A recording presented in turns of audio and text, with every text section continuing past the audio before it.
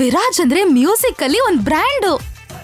ಒಂದು ಸಲ ವಿರಾಜ್ ಹಾಡ್ತಿರೋದ್ನ ಕೇಳಿಸ್ಕೊಂಡ್ರೆ ಆ ವಾಯ್ಸ್ಗೆ ಹೃದಯ ನಿಂತೋಗ್ಬಿಡತ್ತೆ. ಮನುಷ್ಯಂಗೆ ಟ್ಯಾಲೆಂಟ್ ಮಾತ್ರ ಅಲ್ವೇ, ಕ್ಯಾರೆಕ್ಟರ್ ಕೂಡ ಮುಖ್ಯ. ಲೆಜೆಂಡ್ಸ್ಗೆ ಕ್ಯಾರೆಕ್ಟರ್ ಎಲ್ಲ ಬೇಕಾಗಿಲ್ಲ ಅಕ್ಕ. ಮಹಿ, ಅವನ್ ಹೆಸರಾಗ್ಲಿ ಅವನ್ ಬಗ್ಗೆ ಆಗ್ಲಿ ಮತ್ತೆ ಮಾತಾಡ್ಬೇಡ. ಮೊದ್ಲೇ ಹೋಗಿದ್ ಕೆಲ್ಸ ಮತ್ತೆ ಸಿಕ್ತು ಅನ್ನೋ ಖುಷಿಯಲ್ಲಿದ್ರೆ. ಸರಿ ಸರಿ, ಸಾರಿ ಅಕ್ಕ. ಸರಿ, ಸ್ವೀಟ್ ತಗೋ. ಅಕ್ಕ, ಜಾಬ್ ಸಿಗ್ಲಿಲ್ಲ ಅನ್ನೋ ಕೋಪದಲ್ಲಿ ನಾನೊಂದ್ ತಪ್ಪು ಮಾಡ್ಬಿಟ್ಟೆ. ಏನೇ ಮಾಡ್ದೆ? ಅದು ಸೀತಾರತ್ನ ಅವ್ರನ್ನ. ಸೀತಾರತ್ನಂ ಅವ್ರನ್ನ?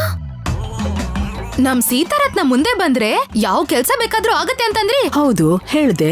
ಅಲ್ಲಿ ನಮ್ಮ ಅಕ್ಕನ್ ಜಾಬ್ ಹೋಯ್ತು.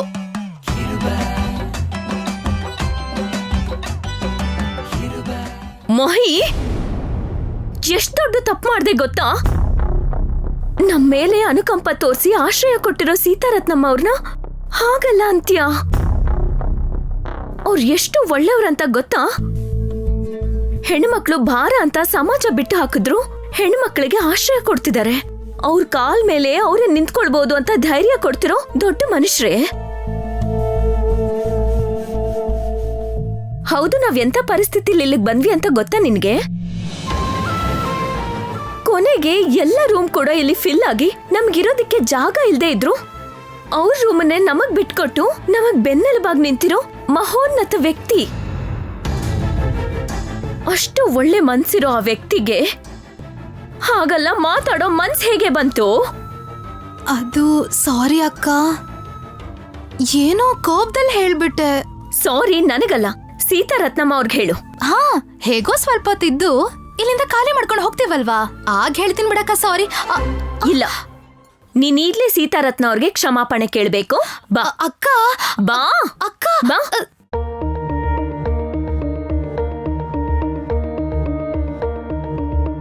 ಬಾ, ಹೇಳು. ಅಕ್ಕ, ಹೇಳಂತಿದ್ರೆ. ಸಾರಿ ಸೀತಾರತ್ನ ಅವರೇ. ಹೀಗೆ ಮೆತ್ತಗಲ್ಲ, ಎಲ್ರಿಗೂ ಕೇಳ್ಸೋ ಹಾಗೆ ಹೇಳು.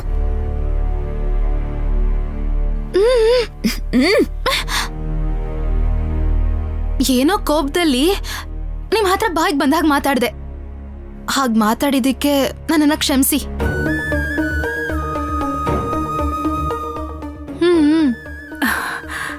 ಏನಮ್ಮ ಇದು? ಅವಳು ಚಿಕ್ಕ ಹುಡುಗಿ, ಏನೋ ಗೊತ್ತಿಲ್ದೆ ಅಂದ್ಬಿಟ್ಲು. ಅದನ್ನ ನೀನ್ ಎಷ್ಟು ದೊಡ್ಡದ್ ಮಾಡಿ ಪಾಪ ಮಹಿಗೆ ಯಾಕೆ ಹೀಗೆಲ್ಲ ಬೈತಾ ಇದೀಯಾ? ನೋಡಿದ್ಯಾ, ಅದು ಅವ್ರ ಒಳ್ಳೆತನ, ಅವ್ರ ದೊಡ್ಡ ಮನ್ಸು. ನೀನ್ ಎಷ್ಟೇ ಮಾತಾಡಿದ್ರು ನಿನ್ಗೆ ಸಪೋರ್ಟ್ ಮಾಡ್ತಿದ್ದಾರೆ. ಚೈತ್ರ, ಬಿಟ್ಬಿಡಮ್ಮ. ನಡೆದಿದ್ದನ್ನ ನಾನ್ ಮರ್ತ್ಬಿಟ್ಟಿದ್ದೀನಿ, ನೀವು ಕೂಡ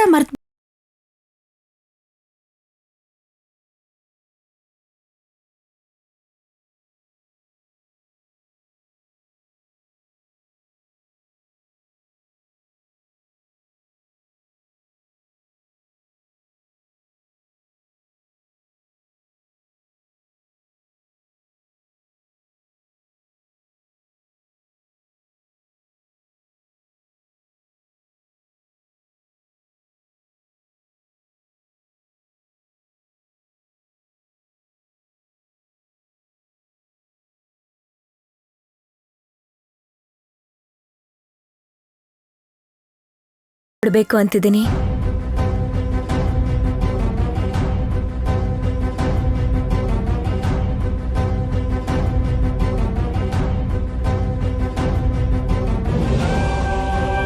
ಅಷ್ಟೇ ಅಲ್ದೆ, ಪ್ರತಿದಿನ ನನ್ ಕೆಲ್ಸ ಮುಗಿಸ್ಕೊಂಡ್ ಬಂದ್ಮೇಲೆ ಈ ಅಮ್ಮನ ಮಡಿಲಲ್ಲೇ ಫ್ರೀ ಸರ್ವಿಸ್ ಮಾಡೋಣ ಅಂತಿದ್ದೀನಿ.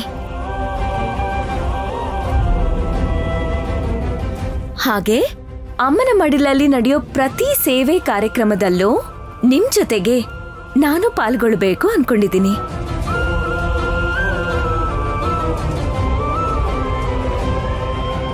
ಇನ್ನು ಮುಂದೆ ನಿಮ್ಮಲ್ಲೊಬ್ಳಾಗಿ ನಿಮ್ ಜೊತೆಗೆ ಇವ್ರೆಲ್ರ ಜೊತೆಗೂ ಇಲ್ಲೇ ಇರ್ಬೇಕು ಅಂತ ನಿರ್ಧಾರ ಮಾಡಿದೀನಿ.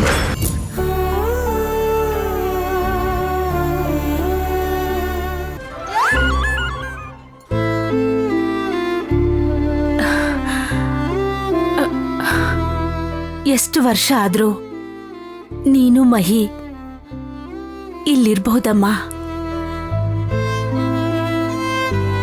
Thank you madam. ಅಮ್ಮ ಚೈತ್ರ, ನಿನ್ನೊಂದ್ ಮಾತ್ ಕೇಳಲ್ಲ? ಕೇಳಿ ಅಜ್ಜಿ. ತುಂಬಾ ಓದ್ಕೊಂಡಿದ್ಯಾ, ಒಳ್ಳೆ ಕೆಲ್ಸನೂ ಸಿಕ್ಕಿದೆ. ಆದ್ರೂ ಇಲ್ಲಿರೋರ್ಗೆ ಸೇವೆಗಳನ್ನ ಮಾಡ್ತಾ ಈ ಅಮ್ಮನ್ ಮಡಿಲಲ್ಲಿ ಇರ್ಬೇಕು ಅಂತ ಯಾಕಂದ್ಕೊಂಡಿದ್ಯಮ್ಮ? ನಾವು ಕಷ್ಟದಲ್ಲಿದ್ದಾಗ ನಮ್ಗೆ ಆಶ್ರಯ ಕೊಟ್ಟು ನಮಗ್ ನೆರಳಾಗಿದ್ದಿದ್ದು ಈ ಸೀತಾರತ್ನಮ್ಮ ಅವರ ಅಮ್ಮನ ಮಡಿಲು. ಅದಕ್ಕೆ ನಾನು ಕೂಡ ಸೀತಾರತ್ನ ಅವ್ರ ತರ ಆಗದೆ ಹೋದ್ರು ನನ್ನ ಕೈಯಲ್ಲಿ ಸಹಾಯ ಮಾಡಕ್ಕಾಗೋ ಅಷ್ಟು ಈ ಅಮ್ಮನ ಮಡಿಲಲ್ಲಿ ಇನ್ನೂ ಸ್ವಲ್ಪ ಜನನ ಸ್ವಂತ ಕಾಲ್ ಮೇಲೆ ನಿಲ್ಲೋ ಹಾಗೆ ನಾನು ಮಾಡ್ತೀನಿ.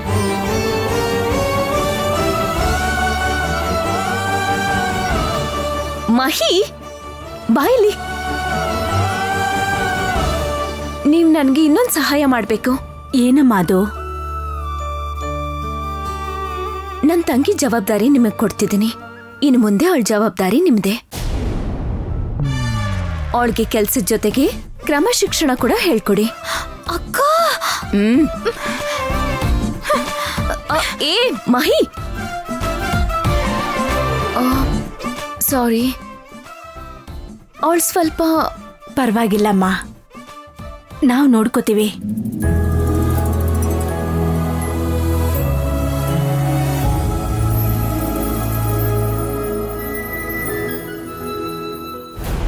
ಶಿಟ್, ಅಣ್ಣ ಎಂತ ಕೆಲಸ ಮಾಡಿದಾನೆ. ಬೇಡ ಅಂತ ಹೇಳಿದ್ರು ಮತ್ತೆ ಆ ಹುಡುಗಿಗೆ ಹೇಗ್ ಕೆಲಸ ಕೊಟ್ಟ ಆನಂದ್? ಆ ಹುಡುಗಿಯಿಂದ ಹಾಸ್ಪಿಟಲ್ ನಂಗೆ ಮರ್ಯಾದೆ ಹೋಯ್ತು, ದೊಡ್ಡವನ್ಗೂ ಬೇಜಾರಾಯ್ತು. ಬೇಬಿ, ಇಷ್ಟೊಂದು ಕೋಪ ಇದ್ರು ಕೂಡ ಆ ಹುಡುಗಿ ಥೆರಪಿ ಮಾಡಿದ ತಕ್ಷಣ ಕಮ್ಮಿ ಆಯ್ತು ಅಂತ ಯಾಕೆ ಹೇಳ್ದೆ? ಅಂದ್ರೆ ಅದು ಸ್ವಲ್ಪ ನೋವು ಕಮ್ಮಿ ಆಗಿದ್ದೇನೋ ನಿಜಾನೇ ಕಣೋ. ಇವಾಗ ನಿಜ ಹೇಳಲ್ವಾ? ನೋವು ಕಮ್ಮಿ ಆಗಿಲ್ಲ ಅಂದ್ರೆ ಮತ್ತೆ ಎಲ್ಲಿ ಹಾಸ್ಪಿಟ್ಲ್ ಕರ್ಕೊಂಡು ಹೋಗ್ಬಿಡ್ತಾನೇನೋ ಅಂತ. ಎಲ್ಲ ನಿನ್ನಿಂದಾನೆ ಅಮ್ಮ. ಇವಾಗ ನೋಡಿದ್ರೆ ಆ ಹುಡುಗಿ ನಮ್ಮನೆಗ್ ಬರ್ಬಾರ್ದು ಅಂತ ಪಂಚಾಯಿತಿ ಮಾಡ್ತಾ ಇದ್ಯಾ? ಚಿಕ್ಕವನೇ, ನೀನೇ ಏನಾದ್ರೂ ಒಂದ್ ಮಾಡ್ಬೇಕಣೋ. ಆ ಹುಡುಗಿ ಮಾತ್ರ ಮತ್ತೆ ನಮ್ಮನೆಗ್ ಬರ್ಕೊಡ್ದು. ಬೇಬಿ, ಗೊತ್ತು ತಾನೆ, ಅಣ್ಣ ಒಂದ್ಸಲ ಡಿಸಿಷನ್ ತಗೊಂಡ್ರೆ ಅವ್ನ ನಿರ್ಧಾರನ ಯಾರು ಬದಲಾಯಿಸಕ್ಕಾಗಲ್ಲ. ಆ ಹುಡುಗಿ ಕೈಲಿ ನಾನು ಟ್ರೀಟ್ಮೆಂಟ್ ಮಾಡಿಸ್ಕೊಳ್ಳೋದಕ್ಕಿಂತ ನನ್ ಕಾಲ್ ಬೇಕಾದ್ರೆ ತೆಗ್ದಾಕ್ಬಿಡ್ತೀನಿ ಕಣೋ. ಓ, ಅದ್ ಹಾಗಲ್ಲ ವಿರಾಜ್. ಆನಂದ್ ಹತ್ರ ಅಡ್ವಾನ್ಸ್ ತಗೊಂಡ್ ಹೋಗಿದ್ದಾಳೆ ಆ ಹುಡುಗಿ. ಇವಾಗ ಹೇಗ್ ತಡಿತೀಯಾ? ಅದೇ ತಗೊಂಡ್ ಹೋಗಿರೋದು ಅಡ್ವಾನ್ಸ್ ಅಲ್ವಾ, ಇನ್ನು ಜಾಬ್ ಬಂದಿಲ್ವಲ್ಲ. ನಾಳೆ ಬಂದು ಜಾಯಿನ್ ಆದ್ಮೇಲೆ ನನ್ಗೆ ಈ ಜಾಬೇ ಬೇಡ, ನಾನು ಓಡ್ ಹೋಗ್ತೀನಿ ಅಂತ ಓಡ್ ಹೋಗೋ ತರ ಮಾಡೋಣ. ಏನಂತೀರಾ? ಹೇಗ್ ಮಾಡ್ತೀಯೋ? ಅದನ್ನ ನಾನ್ ನೋಡ್ಕೋತೀನಿ, ನೀವು ನಾನು ಹೇಳಿದ ತರ ಮಾಡಿದ್ರೆ ಸಾಕು. ಅದು ಲೇ ಬುಡ್ಡಿ, ನಿನ್ ಮೇಲೆ ಕಾನ್ಸಂಟ್ರೇಟ್ ಮಾಡ್ತಿದ್ದೀನಿ. ನನ್ನ ಬ್ಯುಸಿ ಟೈಮನ್ನ ನಿನ್ ಮೇಲೆ ಇನ್ವೆಸ್ಟ್ ಮಾಡ್ತಿದ್ದೀನಿ. ಈ ವಿರಾಜ್ನ ಎದುರು ಹಾಕೊಂಡ್ರೆ ಏನಾಗುತ್ತೆ ಅಂತ ನಾಳೆ ನಿನಗೆ ಚೆನ್ನಾಗಿ ಗೊತ್ತಾಗುತ್ತೆ.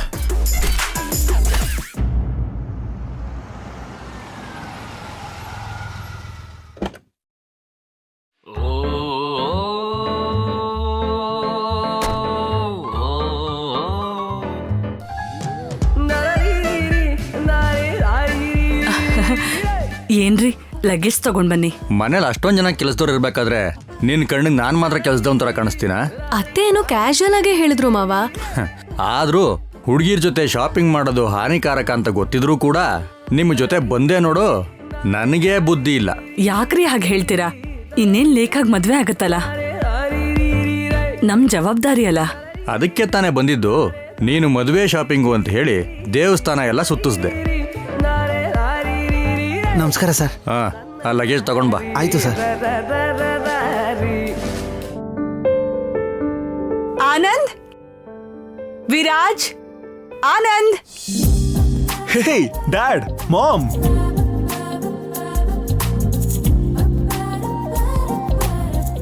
Dad, how are you? Fine ಕಣ.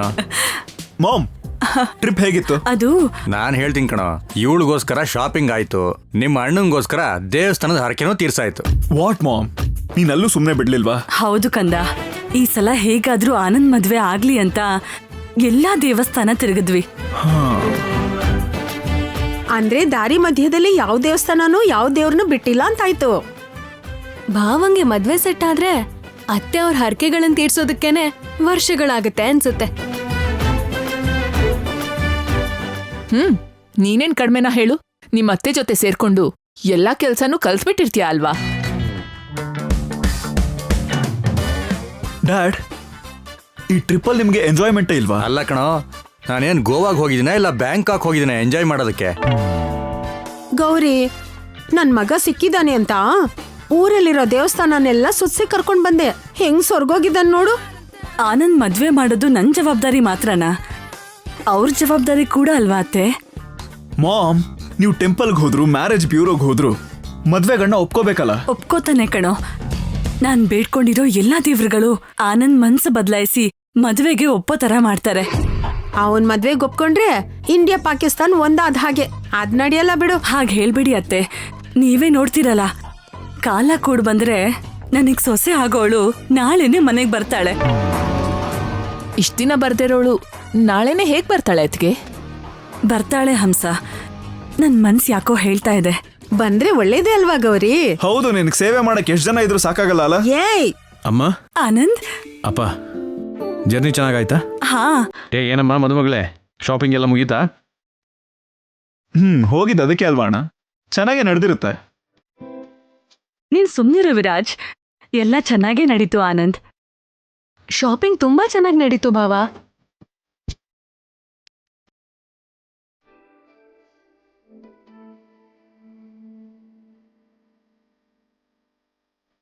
ಈ ಕುಂಕುಮ ದಿನ ಇಟ್ಕೊಂಡ್ರೆ ನಿನಗ್ ಬೇಗ ಮದ್ವೆ ಆಗತ್ತೆ. ಅಮ್ಮ, ಮದುವೆ ವಿಷಯ ನನಗೆ ಇಷ್ಟ ಇಲ್ಲ ಅಂತ ಗೊತ್ತಲ್ವಾ? ಪ್ಲೀಸ್, ಇನ್ಯಾವತ್ತೂ ಮದುವೆ ವಿಷಯನ ಮಾತಾಡಬೇಡಿ.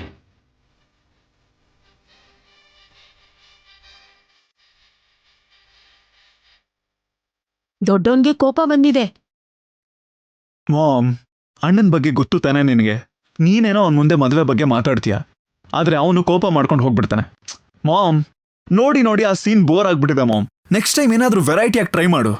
ವಿರಾಜ್, ಆನಂದ್ ಮದ್ವೆ ಮಾಡೋದಲ್ಲ, ಮೊದ್ಲು ನಿನ್ ಮದ್ವೆ ಮಾಡ್ಬೇಕು. Please mom, please, it's okay. ನಿನ್ ಫೋಕಸ್ ಎಲ್ಲ ಅಣ್ಣನ ಮೇಲೆ ಇರ್ಲಿ, ನನ್ ಮೇಲೆ ಮಾತ್ರ ಶಿಫ್ಟ್ ಮಾಡಬೇಡ. I am happy like this. ಚಿಕ್ಕಮ್ಮ, ಅಲ್ಲಷ್ಟು ಜನ ಇರ್ಬೇಕಾದ್ರೆ ನೀನ್ ಆ ಕೆಲ್ಸ ಮಾಡೋ ಅಗತ್ಯ ಇದ್ಯಾ? ಮಾಡ್ದೆ ಹೋದ್ರೆ ಹೇಗ್ ಚಿಕ್ಕಮ್ಮ?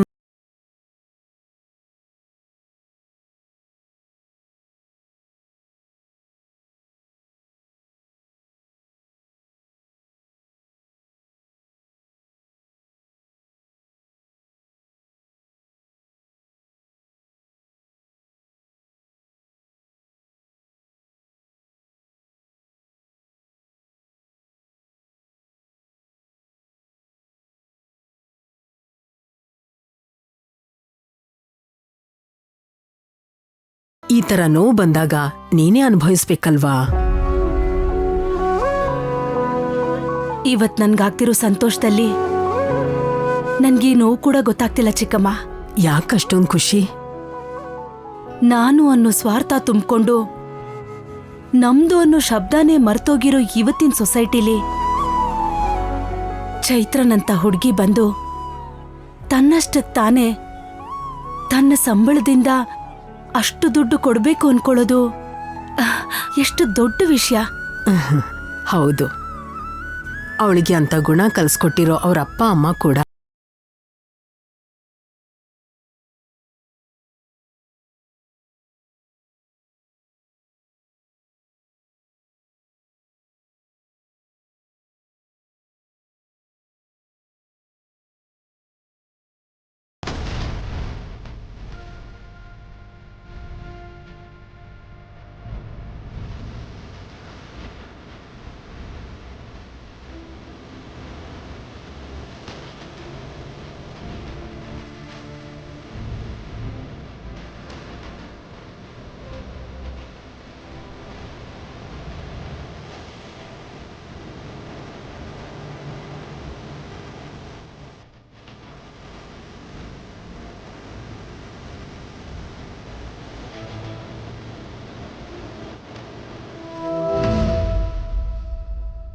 ಸರಿ ಸರಿ ಸೀತಾರತ್ನ, ಸುಮ್ನಿರು. ಎಲ್ಲಿ ನಿನ್ ಕೈ ಕೊಡು.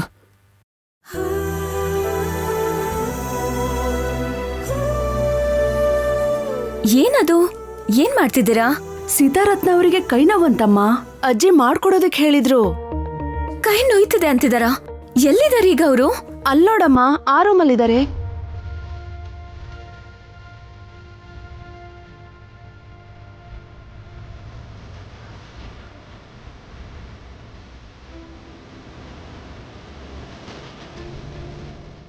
ಅಯ್ಯೋ, ಏನಾಯ್ತು ಮೇಡಮ್? ಏನಿಲ್ಲಮ್ಮ, ಸ್ವಲ್ಪ ಪೆಟ್ಟಾಗಿದೆ. ನಾಳೆ ಕಡಿಮೆ ಆಗತ್ತೆ ಬಿಡು. ಏನ್ ಕಡಿಮೆ ಆಗೋದು?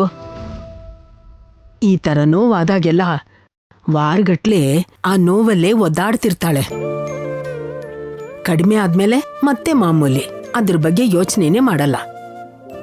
ಹಾಗೆ ನೆಗ್ಲೆಕ್ಟ್ ಮಾಡಿದ್ರೆ ಹೇಗ್ ಹೇಳಿ? ಹಾಗೆ ಕೇಳಮ್ಮ. ಹೇಗೂ ನಾನು ಫಿಸಿಯೋಥೆರಪಿಸ್ಟ್. ಎಲ್ಲಿ ಕೈ ಸ್ವಲ್ಪ ಇಲ್ಲಿ ಕೊಡಿ. ಪರವಾಗಿಲ್ಲಮ್ಮ. ಅಯ್ಯೋ, ಏನೂ ಆಗಲ್ಲ, ಕೊಡಿ ಇಲ್ಲಿ.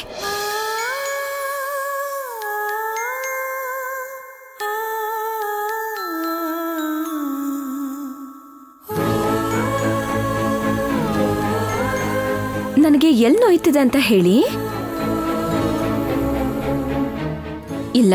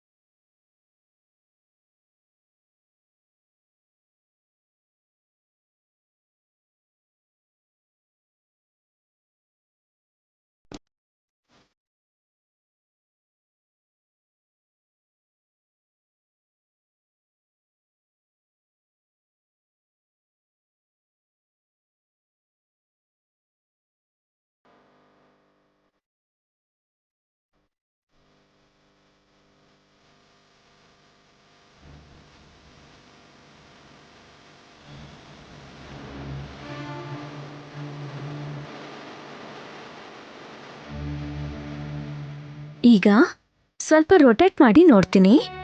ನಿಮಗೆಲ್ಲಾದ್ರೂ ನೋವಾದ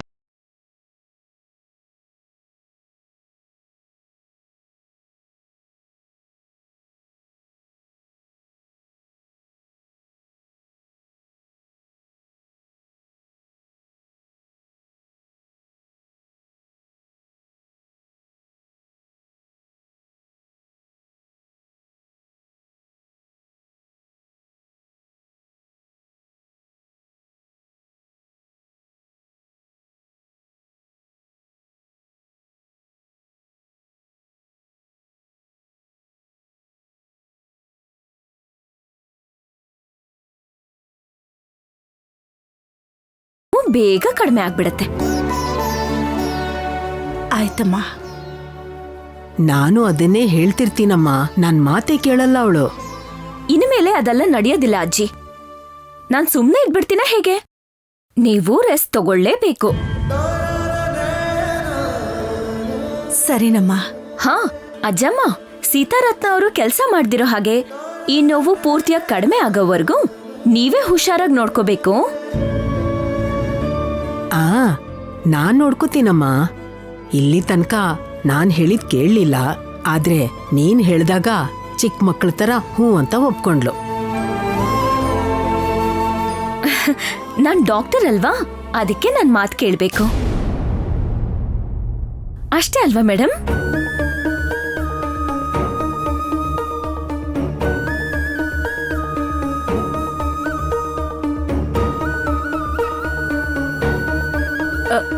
ಅಷ್ಟೇನಮ್ಮ.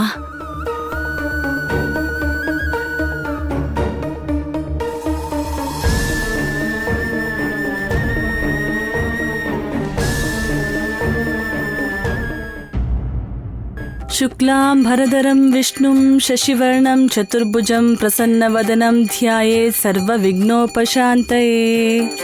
ಅಬ್ಬಬ್ಬಬ್ಬಬ್ಬಬ್ಬಬ್ಬ, ನನ್ ಸೊಸೆ ಈ ಮನೇಲಿದ್ರೆ ಸಾಕು, ಭಕ್ತಿಯಿಂದ ಸಾಯಿಸ್ಬಿಡ್ತಾಳೆ. ಕತ್ತಿಯಿಂದ ಸಾಯಿಸೋರ್ನಾದ್ರೂ ತಡ್ಕೊಳ್ಬಹುದಮ್ಮ, ಆದ್ರೆ ಈ ನಿನ್ ಸೊಸೆ ಭಕ್ತಿಯಿಂದಾನೇ ಸಾಯಿಸ್ಬಿಡ್ತಾಳೆ. ಸ್ವಲ್ಪ ದಿನ ಹೀಗೆ ಹೋದ್ರೆ ನಮ್ಮ ಮನೇನೆ ಪುಣ್ಯಕ್ಷೇತ್ರ ಮಾಡ್ಬಿಡ್ತಾಳೋ ಏನೋ ಇವಳು ಭಕ್ತಿಯಿಂದ. ಆನಂದ್ ಮದ್ವೆ ಆಗೋರ್ಗು ಅದಕ್ಕೆ ಟಾರ್ಚರ್ ತಡ್ಕೊಳ್ಳೇಬೇಕು. ಅವಳು ಮಾಡೋ ಪೂಜೆಗೆ ನಾವೇ ಇಷ್ಟೊಂದು ಕಷ್ಟ ಪಡ್ತಿದ್ರೆ ಆ ಪೂಜೆ ಸ್ವೀಕರಿಸೋ ಆ ದೇವ್ರು ಇನ್ನದೆಷ್ಟು ಕಷ್ಟ ಪಡ್ತಿದ್ದಾನೋ ಏನೋ. ಮಂಗಳಾನಾಂ ನಿವಾಸ ಅಯ್ಯೋ ಏನೇ ಬೆಳಬೆಳಗ್ಗೆ ನಿನ್ ಪೂಜೆ ಏನೋ ನಿನ್ ದೇವ್ರಿಗೆ ಪೂಜೆ ಮಾಡೋ ತರ ಇಲ್ಲ. ನಮ್ಮನ್ನ ನಿಂದೆ ಮಾಡಕ್ ಬಿಡದೆ ತಮಟೆ ಬಾರಿಸ್ಕೊಂಡು ಹೋದಂಗಿದೆ. ಅಯ್ಯೋ ಅತ್ತೆ ಹಾಗನ್ಬಾರ್ದು. ಶಾಂತಂ ಪಾಪಂ. ಅಮ್ಮ, ಆನಂದ್ ಬರ್ತಾ ಇದ್ದಾನೆ.